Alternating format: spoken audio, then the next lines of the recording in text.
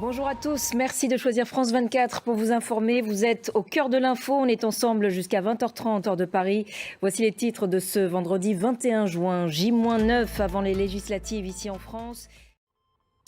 J-9 donc avant les législatives ici en France. La gauche a détaillé aujourd'hui son programme au cours d'une conférence de presse des représentants du nouveau Front populaire.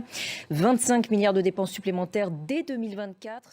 Et sachez qu'un dernier sondage IFOP donne par ailleurs le RN toujours en tête avec 34% des voix. Le Premier ministre Gabriel Attal reste toutefois combatif. En déplacement aujourd'hui à Marseille, il a renvoyé dos à dos le RN et le nouveau Front populaire. On va l'écouter.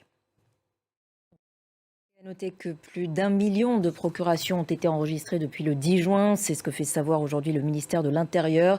C'est déjà plus que pour les législatives de 2022.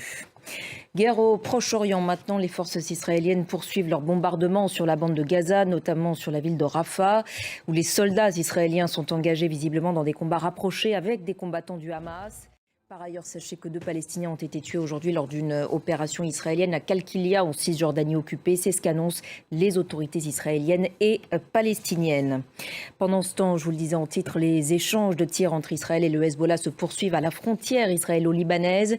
Les menaces brandies ces derniers jours par les deux camps font craindre plus que jamais une extension de la guerre. Le Liban ne doit pas devenir un autre Gaza, a plaidé aujourd'hui le secrétaire général de l'ONU, mettant en garde contre, je cite, une catastrophe inimaginable. Natacha Milray avec Shirley Sidbon.